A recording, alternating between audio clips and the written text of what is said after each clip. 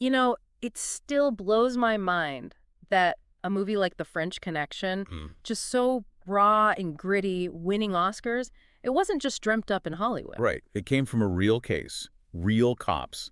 Irish-American cops, larger than life. Exactly. And it makes you think, okay, how much of what we saw up there on screen actually happened? How much was the real deal? That's the big question, isn't it? And it's what we're diving into today. We're really digging into the story behind The French Connection. Both the book and the movie. Yeah, the nonfiction book by Robin Moore from '69, and then that classic William Friedkin film from '71. We want to sort of peel back the layers. Separate the Hollywood stuff from the actual facts. Precisely. Look at the real detectives, this huge heroin ring they cracked, and also, how it all connects to addiction back then, how people saw it. Okay, and we've got some solid sources to work with for this deep dive, right? We do. We've looked at Wikipedia for the detectives themselves, Eddie Egan and Sonny Grosso. There's a piece from the Irish Post about Gene Hackman playing Popeye Doyle. Oh, interesting. Yeah, and a tribute to Hackman in The Independent. Then there's an article from Oasis Bradford about the heroin scene in the 60s and 70s. Gives context. Right, the bigger picture. We've also got insights from the film's cinematographer via American Cinematographer magazine, how they got that gritty look.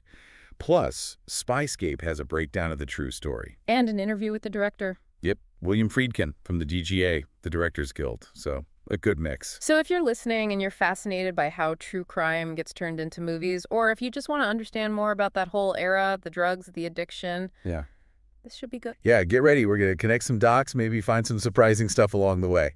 Okay, let's jump in. The real guys. The movie gave us Popeye Doyle and Cloudy Russo. Who were they really? Well, the main inspiration for Popeye Doyle, that was Detective Eddie Egan. Okay. Born in Queens, 1930.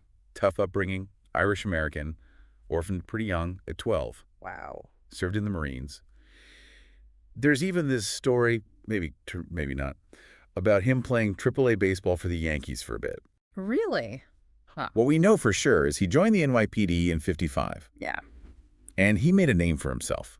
Apparently he made something like over 8,000 arrests in his career. 8,000? That's a lot. It really is.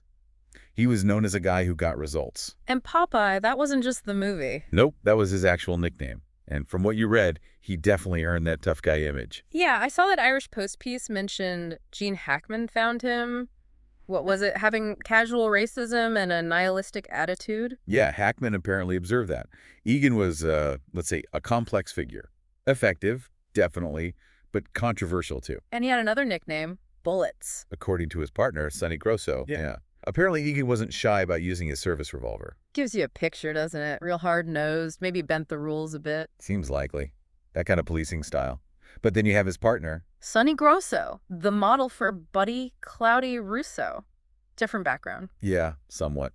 Born in Germany, also 1930. His father died when he was 15, so he became head of the family really young. That's tough. Served in the armed forces, got a black belt in karate, then joined the NYPD. Yeah. So disciplined, maybe more reserved. Hence Cloudy, I guess. Opposite of Sonny. Exactly. He was seen as having that more somber, maybe introspective vibe compared to Egan's energy. That they worked well together.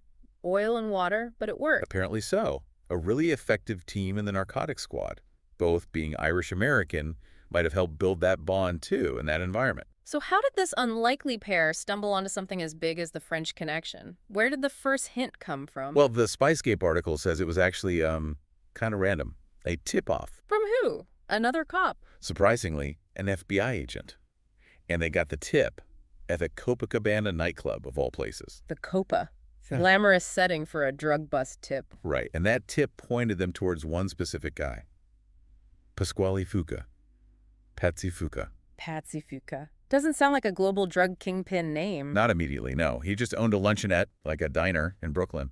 Seemed pretty ordinary on the surface. Well, clearly wasn't. Not at all. Turns out he was the nephew of a known mob boss.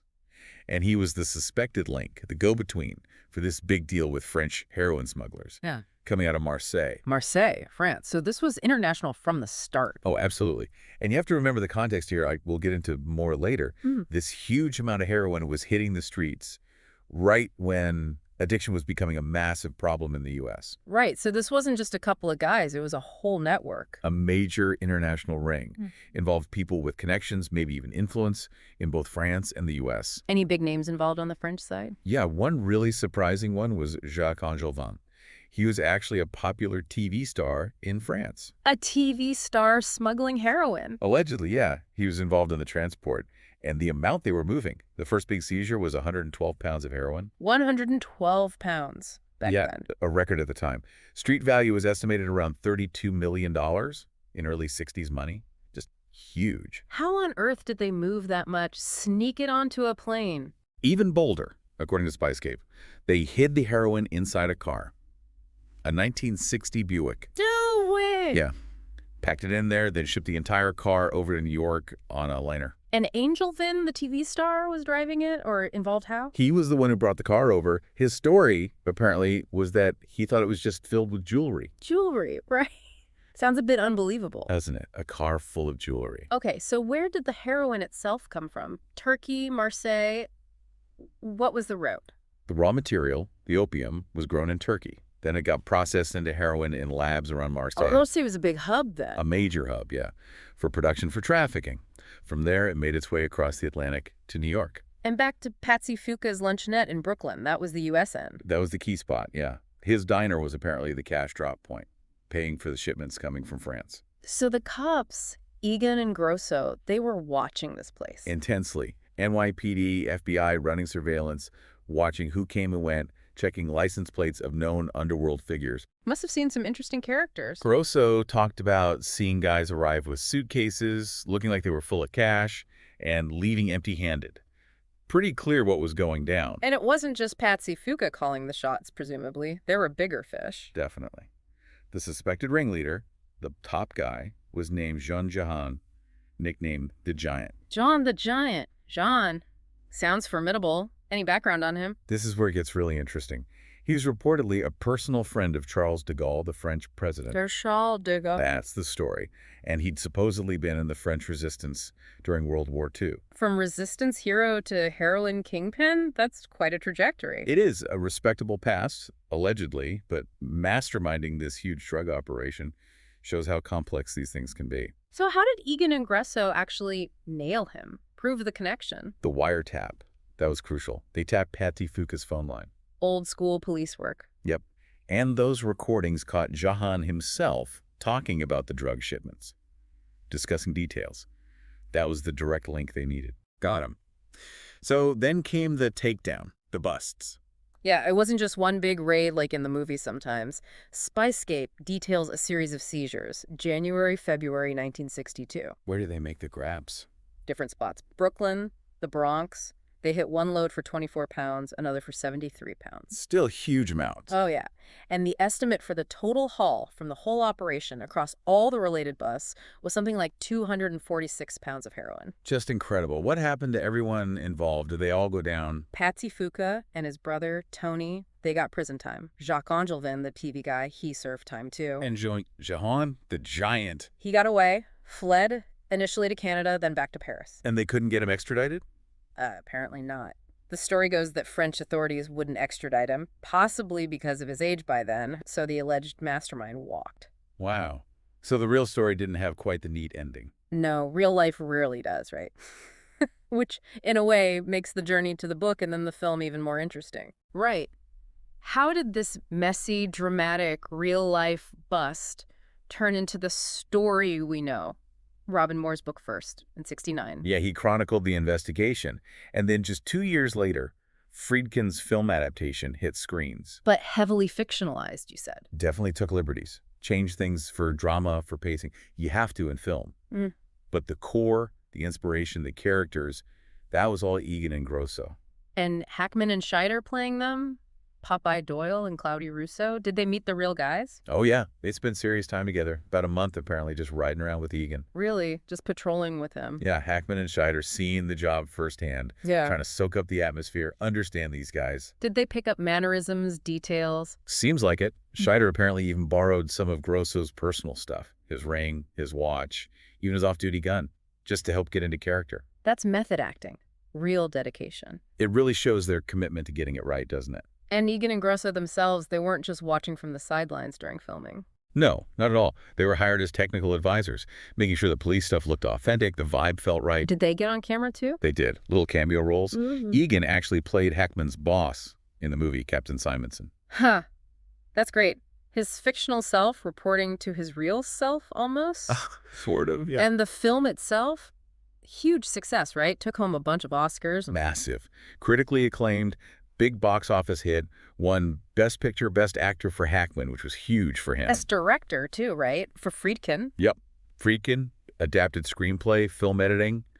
It swept quite a few major awards. People loved the realism, the grit, and, of course, The car chase. the car chase. Yeah. Still one of the greatest ever filmed. That gritty feel, though, wasn't just the story. It was how they shot it. You mentioned the cinematographer's interview. Right, Owen Roizman. An American cinematographer, he talked about the deliberate choices made.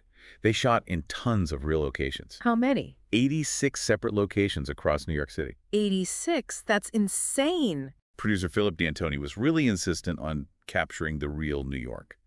Manhattan, Brooklyn, Bronx, Queens, Ward's Island, plus D.C. and Marseille for the wider scope. And filming in winter, that was deliberate, too. Yeah, they wanted that cold, bleak, dreary look. Winter in New York can definitely provide that, added to the atmosphere. And Roisman, the DP, he wasn't trying to make it look pretty. No, exactly the opposite. Yeah. He said Friedkin and D'Antoni explicitly told him, don't make a pretty picture. They wanted it rough, almost like a documentary. How did he achieve that look, technically? He mentioned things like underexposing the film and then pushing it in development. That flattens the contrast, makes things look gray, grainy. Especially for night scenes. Yeah, he force-developed the night footage even more to enhance that effect. It creates this sort of heavy, murky feeling. Shadows are deep, highlights aren't bright. Really sells the mood. And the camera movement itself felt different, too, didn't it? Very raw. Absolutely. Lots of handheld camera work. They avoided smooth dolly shots on the streets most of the time. How'd they get moving shots, then? Put the camera in a regular car, or even a wheelchair sometimes, or just the operator walking. Roizman said they'd even hide the shoulder brace sometimes to make the handheld feel even rougher, more immediate. Like you're right there. Exactly. Which brings us back to that chase scene. Under the elevated train in Bensonhurst, that wasn't exactly legal, was it? No. According to Spyscape, they filmed large parts of it without proper city permits. Basically, guerrilla filmmaking. That explains why it feels so chaotic and real. Absolutely. It adds this layer of danger because, well, some of it was genuinely uncontrolled. Hackman did a lot of his own driving, too. Really? In that chaos? Yep. Took him about 2 weeks just to film that whole sequence. There was even a real unplanned collision with another car that they just kept in the final cut. Wow. That's commitment to realism, planned or not. Definitely. And Friedkin's whole approach fed into that naturalism. How so? What was his directing style like? Well, in that DGA interview, he talked about avoiding too much formal rehearsal. Why is that? You'd think rehearsal helps. He felt it could make performances stale, too practiced. He preferred casting the right people, talking through the roles deeply beforehand, and then capturing something more spontaneous on the day. Get that raw energy. Exactly. And, kind of amazingly, he also said Hackman wasn't his first choice for Popeye. No way. Who else was considered? He's Popeye Doyle. Hard to imagine anyone else now, right? Yeah. But yeah, Hackman himself apparently joked he was like the 7th choice. That's wild. And I read there was some tension on set between Hackman and the real Egan. Yeah, apparently so. The Independent article touches on it, and others. Hackman was reportedly uncomfortable with some of Egan's attitudes, that casual racism thing we mentioned, his cynicism. Must have been awkward, with Egan right there as an advisor. You'd think so. Yeah. But maybe that tension actually helped Hackman's performance, added to that flawed anti-hero complexity. Yeah, it could be. And there was that controversy later about a racial slur in the film being cut from some versions. Right. Spyscape mentions that too. It highlights how societal standards change regarding what's acceptable, even in depicting uncomfortable truths. Which brings us to the wider context. This wasn't just a crime story. It landed right in the middle of a heroin crisis. A huge one. Yeah. That Oasis Bradford article really lays out the history. The 60s and 70s saw heroin use explode in the U.S. It wasn't always seen that way, was it? No, it shifted. From being used medicinally in the 19th century, it became what they call a medico-criminal problem. It got tied up with subcultures, like the jazz scene in Harlem. And it became more available in cities like New York. Yeah, increased availability was a big factor. Plus, marginalization, maybe even economic stress after World War II, various social factors fed into it. It became this visible urban crisis. And the film tapped right into those spheres. It really did. It showed the gritty reality, the scale of the problem hitting the streets. It didn't necessarily offer solutions, but it reflected the anxiety of the time. How were people thinking about addiction itself back then? Was it seen as just a crime? Views were shifting, but slowly.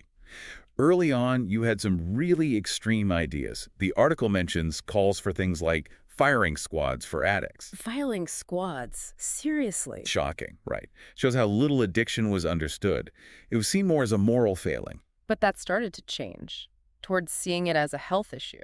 Gradually, yes. The sheer scale of the epidemic kind of forced a change in perspective. People started realizing it wasn't just about weak willpower, that it needed medical treatment support. And things like prohibition earlier on, did that affect drug perceptions too? Yeah, laws like the Pure Food and Drug Act and then prohibition, they changed how drugs were seen and how accessible they were, often pushing them underground, making them seem more dangerous or illicit. We know now how devastating heroin addiction is long term. Absolutely. Oasis Bradford talks about the severe health impacts: physical, mental, respiratory issues, organ damage, risk of infections. It's brutal. How have treatments evolved since the French Connection era? Thankfully, a lot.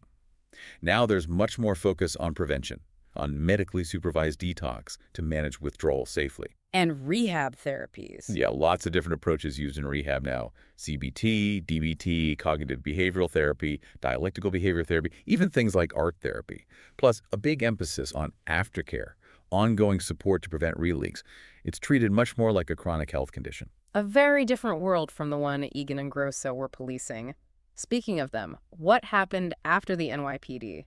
After the movie fame? Well, Eddie Egan didn't stay a cop for too long after the film hit big. He retired, And did what? became an actor, full-time. Yep. He was in quite a few movies and TV shows, often playing cops, funnily enough. Typecast. Seems like it. Over 20 roles. He even played the head of the Son of Sam task force in one movie.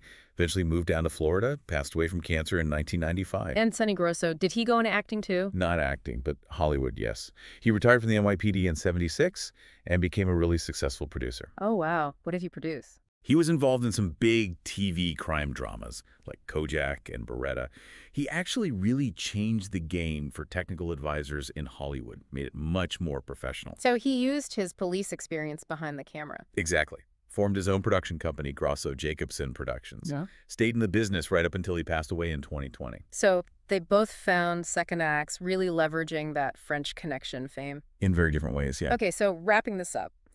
This whole deep dive really shows how one real, messy, intense police investigation. Led by this odd couple, Egan and Grosso. Right. How that became the seed for such a landmark film. It's more than just a crime story. It really is. It captures a specific moment in time, the crime, the city, but also that heroin epidemic, the confusion around addiction. And the way it was filmed, that gritty, on-location style, that changed things too. Definitely cemented its place in film history. That raw realism was groundbreaking. So it leaves you thinking, doesn't it?